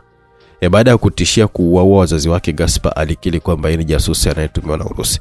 Anadai kwamba Urusi inazo taarifa kwamba Marekani imekuwa ikiendesha kwa siri sana mafunzo ya hali ya juu kwa wanajeshi wa Ukraine katika sehemu za siri barani Afrika ili waikabili Urusi. Wanahisi kisiwa cha Nwinga kinatumika kwa mafunzo hayo, na ndio maana Gaspar alikuwa anachunguza kinachoendelea katika kisiwa hicho. Maelezo hayo bado hayatoshi, bado anaendelea kuhojiwa ili aseme ukweli wote. Hivyo ndivyo lilivyo hili swala la Gaspar Kwizera. Asante Jason kwa hii taarifa. Rebecca, mwanamke aliyekuwa katika mahusiano na Gaspar, yuko wapi? Amekwisha fariki na mume wake pia. Aliuawa kwa sumu. Alianguka ghafla tu akiwa kazini na akapoteza maisha. Mume wake hakujua chochote kile kama mke wake alikuwa ameuawa. Mume wake alihamishwa hapo gerezani na kupelekwa kwa mkuu wa mkoa, na akiwa huko alipata ajali akafariki. Ilazimika kumuondoa na yeye pia, kwa sababu kama angejua mke wake aliuawa na serikali angekasirika sana. Alinyamaza kidogo. Jamani, haya niliowaambia ni siri kubwa sana za kisiwa cha Nwinga, na ambazo nilikula kiapo cha kutokuzitoa kwa yeyote yule, lakini kwa mambo walionitendea serikali sina tena sababu ya kuendelea na kiapo changu cha kuficha siri hizo. Awali ulituambia Gaspar alikuwa ni jasusi wa Rwanda. Sasa hivi umetuambia alikuwa anatumiwa na Urusi. Ukweli ni upi hapo? Gaspar ni jasusi wa Rwanda lakini anatumiwa na Urusi. Sawa. Nataka utuambie kuhusu Dominic Rwambasi, baba mzazi wa Peter. Rwambasi ni nani huyu jamaa? Dominic Rwambasi ni mmoja kati ya watu wenye nguvu, ni mmoja kati ya matajiri wakubwa sana hapa kuenea. Amewahi pia kuwa mbunge na waziri. Yumo katika mnyororo na katika baraza la watu 10 wenye maamuzi kuhusu kiongozi mkuu wa nchi, na yumo. Ni mtu mwenye nguvu sana hapa kuenea. Mlio ulisikika katika saa ya Mathayo, akaitazama rafa akasema, "Sasa nimekuelewa, tukuache upumzike, tutakuja tena baadaye kuendelea na mazungumzo. Nitakapokuja tena utatuambia namna jinsi tutakavyoweza kuingia katika kisiwa cha Nwinga na utatupa ramani nzima ya kisiwa hicho. Vile vile nataka utuambie kuhusiana na programu za mashirika yasiyo ya kiserikali nchini Tanzania. Kuna mashirika mengi yasiyokuwa serikali nchini Tanzania ambayo yana mashirikiano na kuenea na nchi ya Tanzania, yapo katika misheni maalum. Utatueleza kila kitu. Kuhusu Nwinga kule huwezi kuingia. Sio sasa hivi. Tutazungumza baadaye. Kwa sasa hivi tutakuacha upumzike, ila endelea kujipanga kwa zile taarifa ambazo tunazozihitaji. Mathayo, naombi moja. Ninaomba mtakapokuja mniwekee humu chumbani wala hata runinga ili niwe nafuatilia kile kinachoendelea huko nje. Sawa, kuna tatizo. Kabla mjaondoka, kuna jambo jingine ambalo nimelikumbuka kuhusiana na kisiwa cha Nwinga. Mnaweza kubaki kwa dakika chache niwaelezee? Tuambie tafadhali. Ndani ya kisiwa cha Nwinga kuna maabara kubwa inayotumika kufanya utafiti wa kibiolojia. Utafiti huo unalenga zaidi silaha za kibiolojia kama vile wadudu, virusi na hata mimea ambayo inaweza kutumika kama silaha na kuleta athari za muda mrefu katika mahali itakapotumiwa. Alinyamaza. Kuenea iko katika mapambano ya siri na Tanzania, kwa hiyo wanatumia kila mbinu kuhakikisha Tanzania haipigi hatua kiuchumi. Katika maabara hiyo niliyowaambia kumetengenezwa majani ambayo kwa Tanzania mnaita mimea au magugu vamizi. Majani hayo yanazuia nyasi za asili kumea, na sifa nyingine yanakuwa na kusambaa kwa kasi kubwa sana. Majani hayo hayaliwi na wanyama kwani ni sumu. Wanyama wakila wanakufa. Huu ni mradi wa kimkakati ambao lengo lake ni kuharibu sekta ya utalii Tanzania. Wanataka kuharibu hifadhi ya Tanzania kwa sababu majani hayo yakisambaa kwa kasi yatasababisha majani yanayoliwa na wanyama kuanza kupotea. Wanyama wakikosa malisho nchini Tanzania watakimbilia nchini kuenea ambako majani hayo hayapo. Kwa hiyo mimea hiyo vamizi haijafika Tanzania kwa bahati mbaya. Ni moja kati ya silaha zinazotumiwa na Guinea katika hii vita baridi ya kiuchumi kati yake na Tanzania. Miaka ya nyuma sekta ya utalii hapa Guinea ilikuwa ikifanya vizuri kuzidi Tanzania. Kwa sasa hivi mambo yamebadilika. Tanzania inafanya vizuri sana katika utalii kuliko Guinea.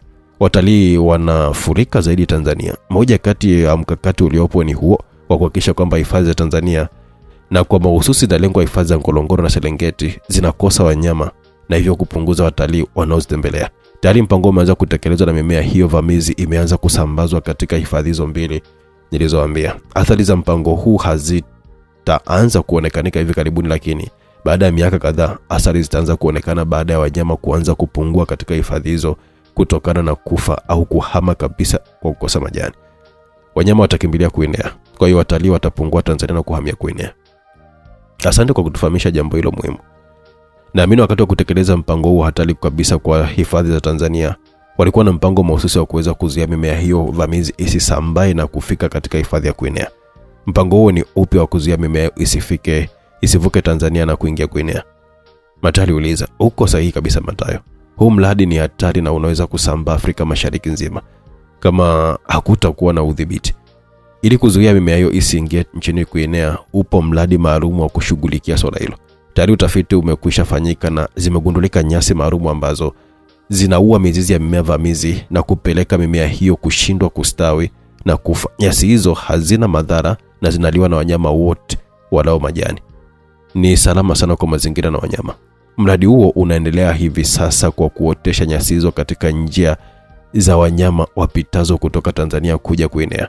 Pale itakapotokea mimea vamizi imesambaa haitaweza kuvuka na kuingia ndani ya Guinea. Ndugu zangu, haya ninayowaambia ni mambo ya siri mno. Huu ni moja kati ya mipango ya siri mno ambayo serikali ya Guinea inayo dhidi ya Tanzania. Hivi tunavyozungumza tayari mpango huo unatekelezwa, na ukifuatilia taarifa katika hifadhi zenu utakuta zipo hizo taarifa za uwepo wa hiyo mimea vamizi. Kweli jambo hilo lipo na tayari serikali imekwisha tangaza uwepo wa mimea vamizi katika hifadhi za Ngorongoro na Serengeti.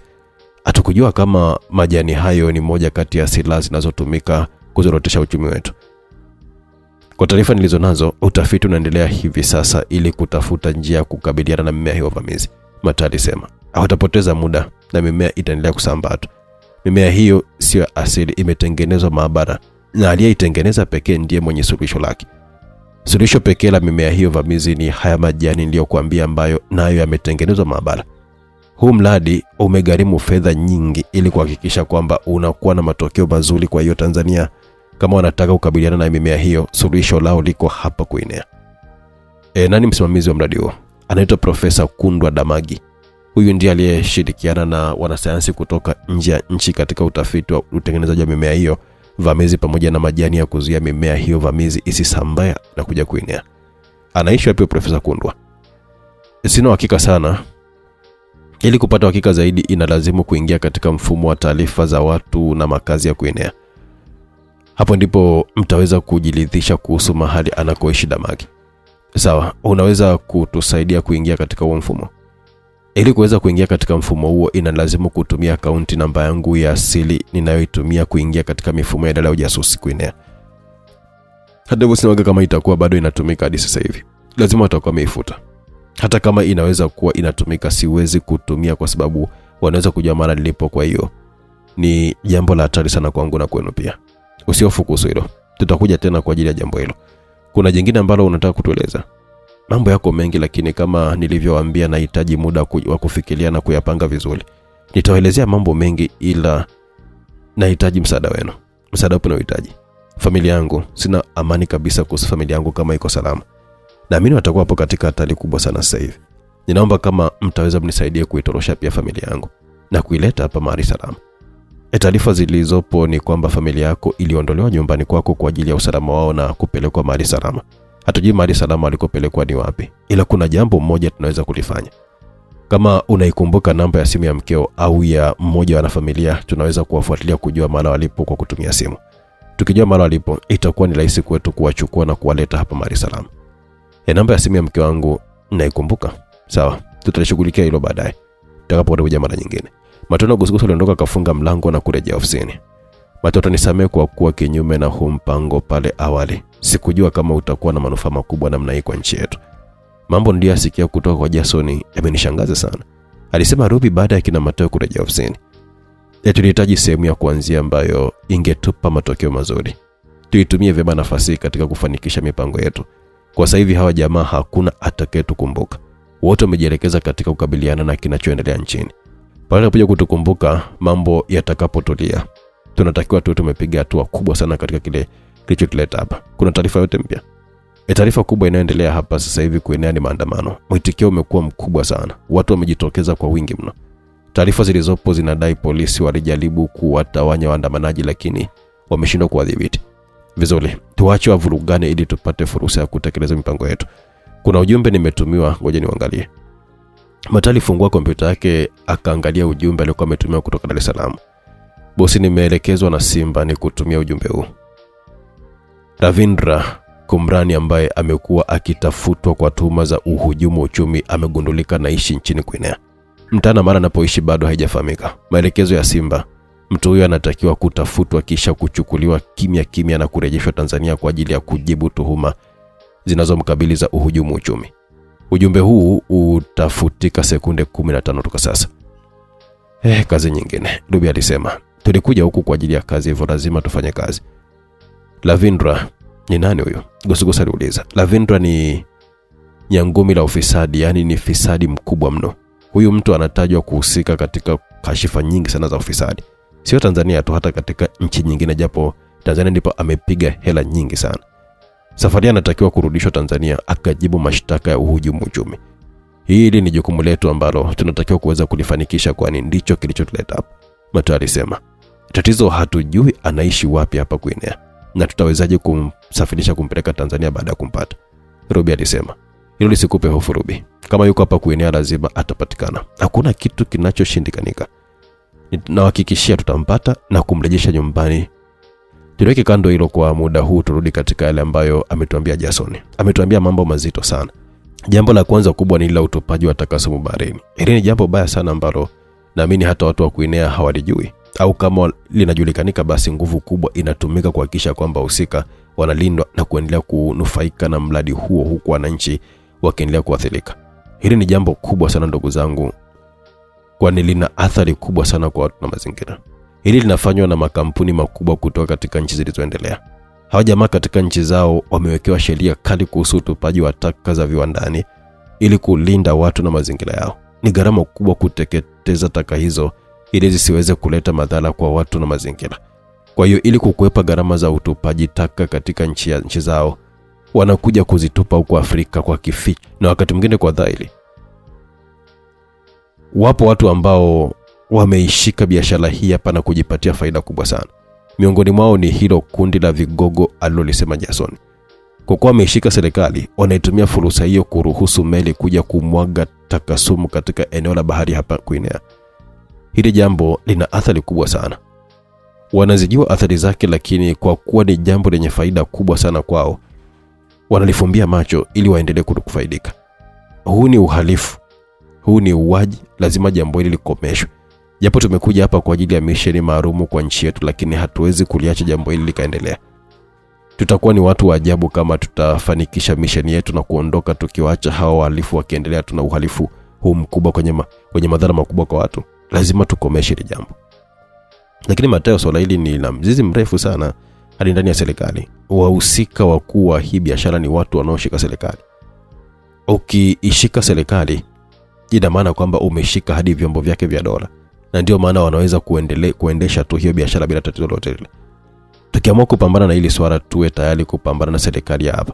Je, tunaweza kuishinda serikali? Ruby aliuliza. Nampenda Ruby kwa sababu muda wote ni mtu wa tahadhari. Hataki kuingia mahali kama itanguliza miguu yote miwili. Gosugoso alisema kwa anacheka. Tahadhari ni muhimu, lakini na kuondoa hofu Ruby. Japokuwa swala hili lina mizizi imara, lakini tutalikabili kadri tuwezavyo.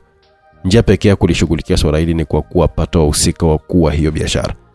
Ruby, usiwe na hofu. Swala hili halitatutoa katika misheni yetu ya msingi. Wakati tukiendelea kushughulika na ya kwetu, tutaendelea pia kushughulikia hili kwa ajili ya wenzetu. Mbali na hilo swala la utupaji taka sumu, Jason ameelezea swala la mnyororo namna jinsi ambavyo viongozi wa hapa wanavyonufaika kwa shughuli haramu. Waliniahidi kama nikiwafanyia kazi nzuri wataniunganisha na mnyororo. Kama nikibahatika kuingia humo basi tutalifahamu jambo hili kwa ukubwa zaidi. Jason pia ametuelezea kuhusu Gaspar Kwizera kwamba yuko hai na kutupa sababu kwa nini kifo chake kilitengenezwa. Ametuelezea kwa upana kuhusiana na kisiwa cha Nwinga. Mambo yote yanayofanyika katika kisiwa kile sasa hivi tumeyafahamu.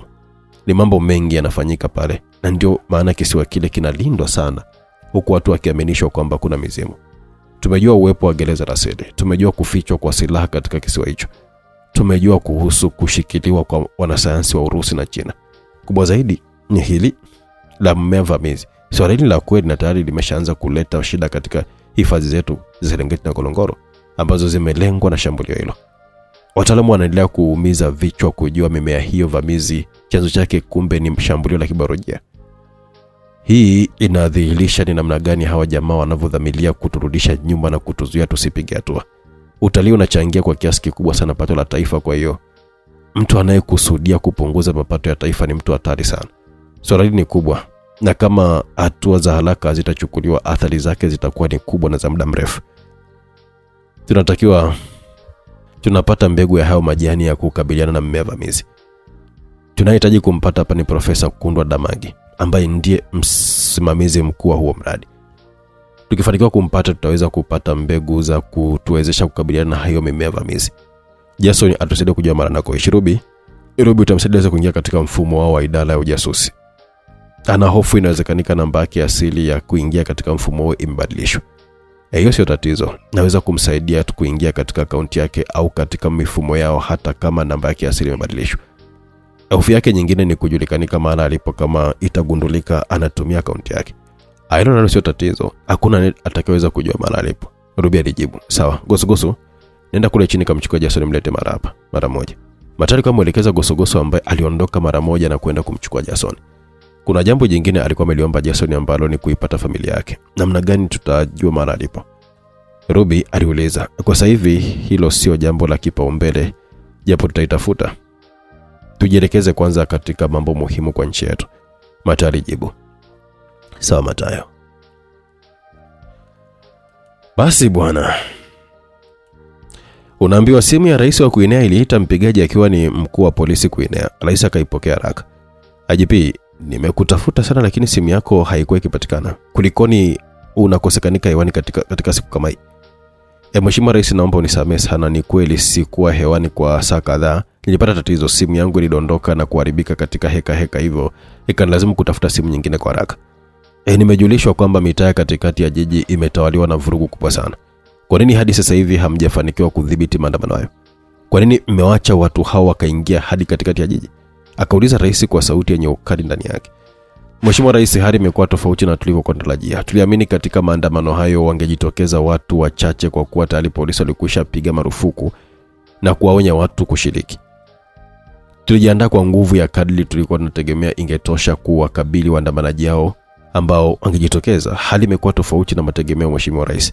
Maandamano yamepata uungwaji mkono mkubwa sana. Idadi ya watu waliojitokeza asubuhi kuandamana haikuwa kubwa. Polisi walikuwa wamewatawanya na kuwazuia wasiendelee na maandamano, lakini kadri muda ulivyozidi kuongezeka ndivyo watu walivyokuwa wanaendelea kujitokeza katika sehemu mbalimbali za mjiji na kuunga mkono maandamano hayo. Mheshimiwa Rais, ongezeko kubwa la watu liliwafanya polisi kuzidiwa nguvu. Polisi wamezidiwa nguvu na raia. Ndio Mheshimiwa Rais. IGP, hiki unachonieleza ni upuuzi mkubwa. Polisi wanazidiwaje nguvu na raia? Mheshimiwa Rais, watu walijitokeza kuandamana ni wengi mno. Jaribio lolote la kutaka kuwatawanya linaweza kusababisha maafa makubwa sana. Ndani ya maandamano hayo pia kuna hadi wanafunzi wa vyuo na shule za sekondari. Hiyo ndio iliyopelekea nitoe agizo kwa polisi kurudi nyuma ili kuepusha maafa makubwa kutokea. Hivi sasa kwa taarifa nilizonazo, waandamanaji wanaelekea katika bustani ya Marikia ambako inadaiwa watakusanyika hapo hadi pale serikali itakapohakikisha imewapata watu waliomuua Peter Rwambasi. IGP, siamini maneno haya yanatoka kinywani mwako. Mheshimiwa Rais, mimi mwenyewe nimeshuhudia kwa macho yangu maelfu hayo ya waandamanaji, na ndio maana nikatoa agizo hili polisi kurudi nyuma ili kuepusha maafa. Ulilofanya IGP naweza kuliita ni jambo la kipuzi mno kuwahi kulifanya tangu umekuwa mkuu wa polisi. Ulichokifanya kimesababisha madhara makubwa sana kwa nchi. Eneo la katikati ya jiji ambalo ndio kitovu cha Nabuli limegubikwa na vurugu kubwa sana, vijana wakivamia maduka na kupola. Huna taarifa za kile kinachoendelea? Taarifa ninazo Mheshimiwa Rais. Kama taarifa unazo, kwa nini haujachukua hatua? Mheshimiwa Rais, kama nilivyokuambia, tunajizuia kuchukua hatua kwa ajili ya kuepusha maafa. Katika maandamano hayo kuna wanafunzi hadi wa shule za sekondari ambao hawataweza kuhimili vurugu. Ushauri wangu Mheshimiwa, sitaki ushauri wote ule. Nataka ufanye kama ninavyokuelekeza. Nataka utumie vikosi vyote vya polisi wakiwa wamejiandaa kwa silaha na zana zote za kuvuruga maandamano, waingie mtaani na kuwatawanya waandamanaji wote. Nataka kabla ya kufika saa 8 mchana eneo lote la katikati ya jiji liwe tulivu kabisa. Sitaki kuona raia katika eneo la katikati ya jiji. Waelekeze polisi watumie kila zana walizonazo kuhakikisha waandamanaji wote wanatawanyika. Jiji linakuwa safi. Hakuna kumwonea huruma mtu yoyote, kwani wote walioshiriki maandamano hayo wamekiuka amri ya polisi na wameshiriki maandamano haramu. Kwa hiyo wote hao ni wahalifu.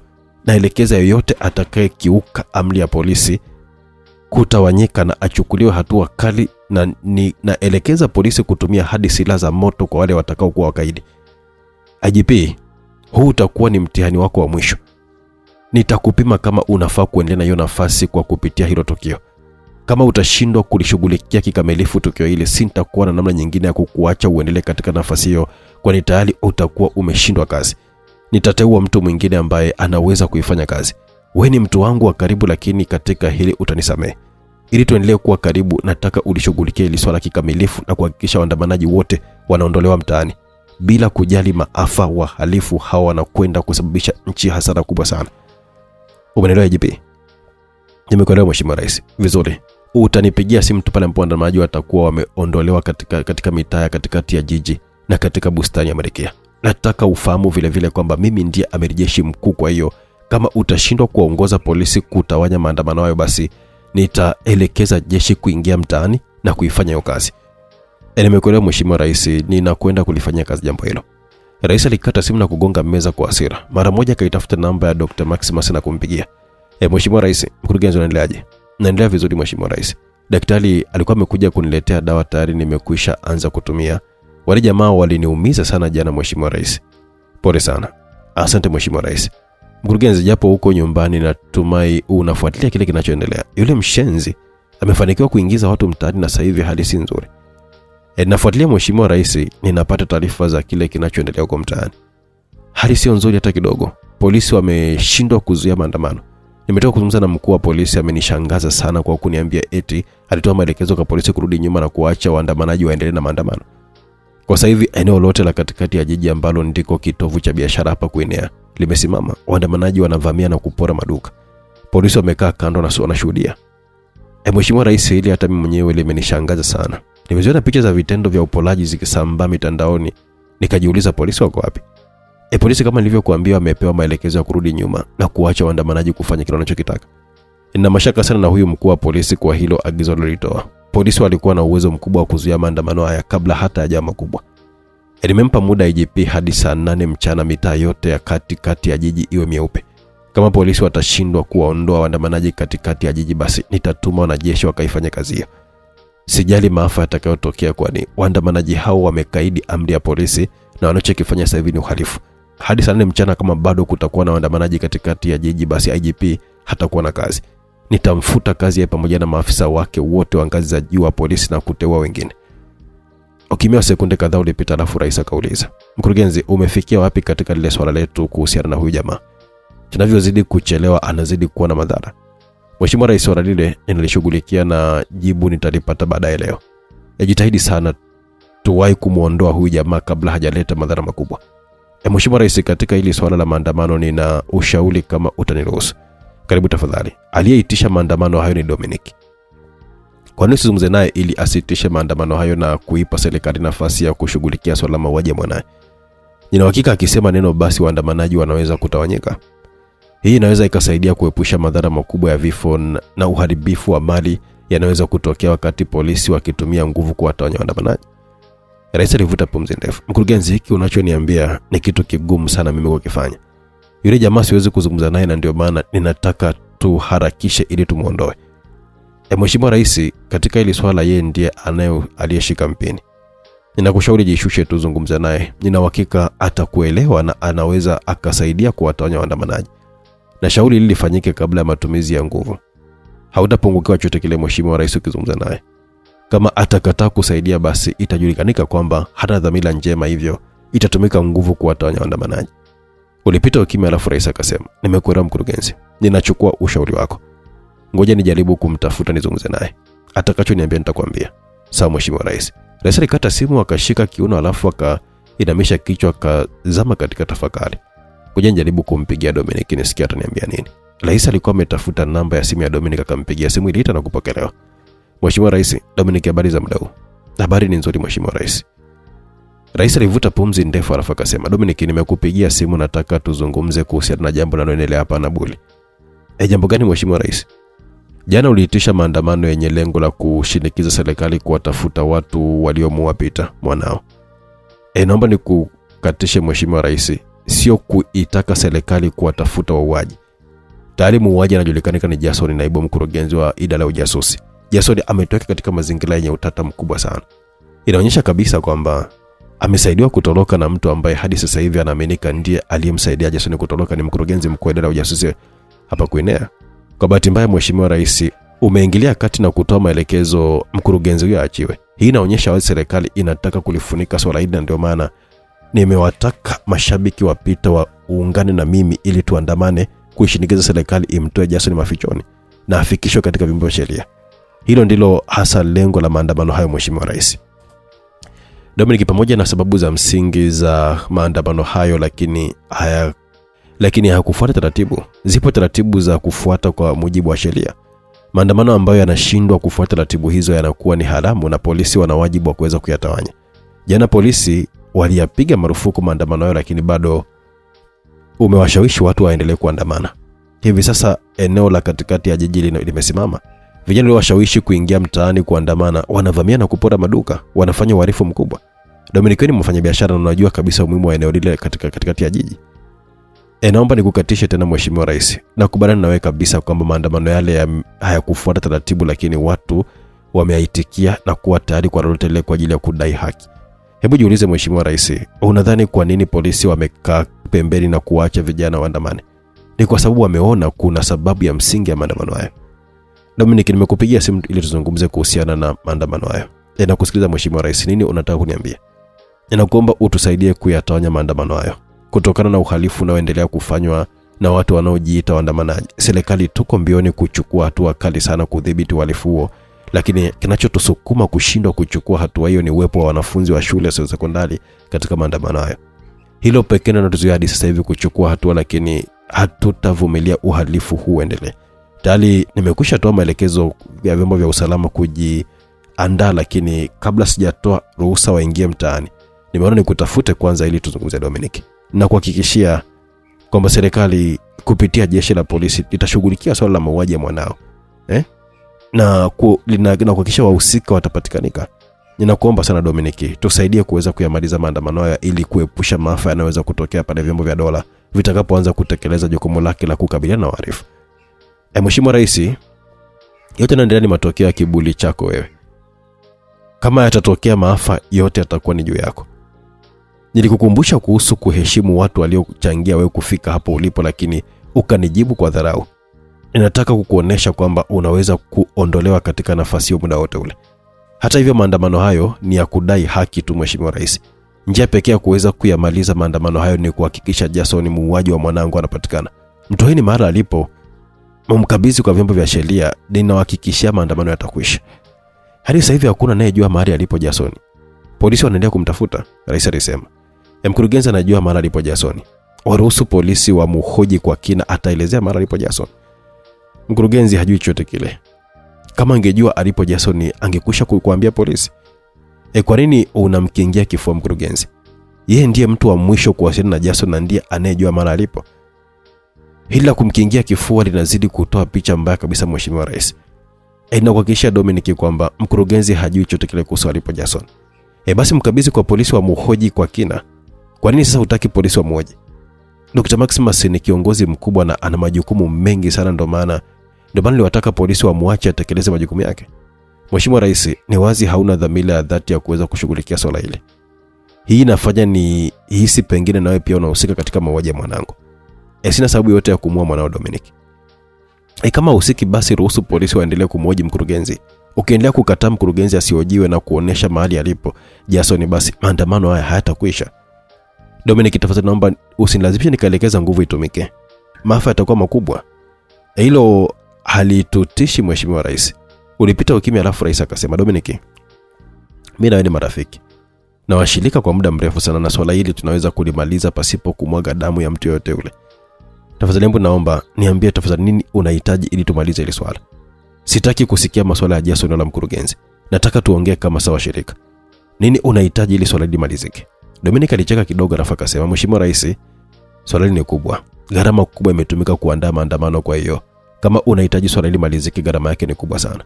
Niambie Dominic, niko tayari kulipa gharama hiyo ili kumaliza hili swala. Ninahitaji kisiwa cha Malaika. Kisiwa cha Malaika? Rais alishangaa. Ndio. Nahitaji kisiwa hicho. Kama unataka maandamano yamalizike nahitaji kisiwa hicho. Dominic, kisiwa kile ni hifadhi ya taifa. Kuna madini adimu sana chini ya kisiwa kile, na ndio maana hadi leo hii kisiwa hiko kiko chini ya serikali. Nalifahamu hilo, lakini nakihitaji. Kama utanipatia kisiwa hicho basi nchi itatulia. Dominic, Mheshimiwa Rais, tumemaliza. Kama utanipigia simu naomba tafadhali liwe ni swala la hicho kisiwa. Kama hauko tayari kunipatia kisiwa hicho, sahau kabisa kuhusu kumalizika kwa maandamano, alisema Dominic na kukata simu. Sura Rais ilibadilika. Alikasirika sana. Alinamisha kichwa akatafakari, halafu akaitafuta namba ya Dr. Maximus akampigia simu. Mheshimiwa Rais, nimewasiliana na yule jamaa lakini hatujaweza kuelewana. Na amesemaje? Ulipomwambia kuhusu swala la kumaliza maandamano? Ili kumaliza maandamano anataka apatiwe kisiwa cha Malaika. Kisiwa cha Malaika? Mkurugenzi akashangaa. Ndio. Anataka apatiwe kisiwa cha Malaika. Hilo ni jambo lisilowezekana kabisa. Kisiwa kile kinahifadhiwa na serikali kutokana na umuhimu wake. Amenishangaa sana ujamaa. Amekuwa katika serikali na nafahamu fika kwa nini serikali inakihifadhi kile kisiwa. Sikiliza mkurugenzi, huyu jamaa hana mpango mzuri. Tunatakiwa kuendelea na ule mpango wetu wa kumuondoa. Ninaomba tafadhali shughulikia swala hilo. Hakikisha kabla ya siku ya leo kumalizika uwe umewapata hao jamaa wa kumuondoa. Sawa, nitashughulikia swala hilo Mheshimiwa Rais. Ukifanikiwa kuwapata nijulishe mara moja, ili hata kama wako mbali tuangalie namna tunaweza kuwafikisha hapa nchini kwa haraka. Sawa Mheshimiwa Rais, alisema mkurugenzi, na rais akakata simu. Basi bwana, tumalizie sehemu hii ya 12 na upande wa kina Matayo. Mlango wa ofisi ya kina Matayo ulifunguliwa, akaingia Gusugusu na Jason. Asanteni jamani kwa kunitoa katika lile giza. Nimefurahi wala hata nimeweza kuona mwanga, alisema Jason. Matayo akamweleza kitakaketi. Jason, tumekuleta hapa ili utusaidie kuingia katika mfumo wa kuhifadhi taarifa za watu na makazi. Lengo letu ni kufahamu mahala anakoishi Profesa Kundwa Damagi. Tunahitaji kumpata ujamaa. Kama nilivyowaambia Matayo, sina hakika namba yangu ya siri ya kuingia katika mfumo wa idara ya ujasusi bado inafanya kazi. Nina hakika itakuwa imefutwa, au kama haijafutwa nikitumia akaunti yangu wanaweza kujua mara nilipo wakanifuata. Hii ni hatari hata kwenu pia. Au usihofu kuhusu hilo Jason. Hakuna yote atakayejua kama unatumia akaunti yako, wala atakayejua mara ulipo, alisema Ruby kwa Jason akisita. Usihofu, Ruby ni bingwa katika haya mambo, kwa hiyo atakachokuambia ni kitu cha kweli kabisa. Hakuna yote ambaye atakayejua kama unatumia akaunti yako wala kujua mara ulipo. Kabla tujaendelea na swala hilo, nataka tuzungumze kidogo swala jingine. Matari, nyamaza kidogo.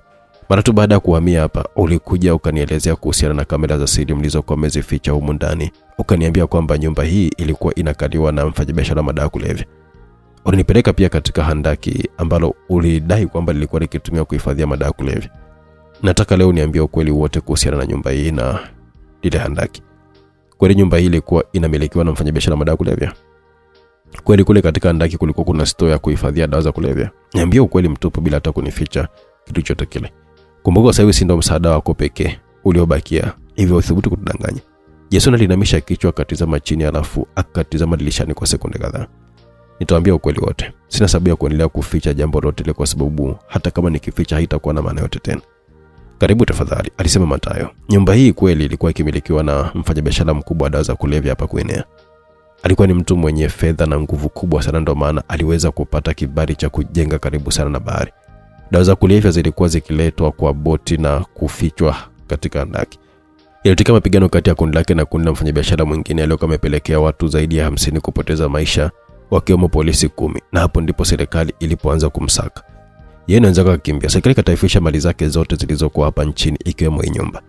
Baada ya hapo serikali ilikabidhi nyumba hii kwa idara ya ujasusi kwa ajili ya kufanyia shughuli zake mbalimbali. Jason aliweka kituo na baada ya muda kaendelea.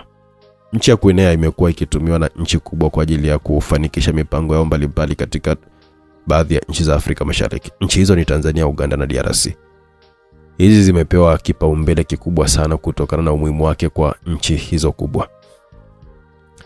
Katika kila nchi kuna miradi mbalimbali inaendelea.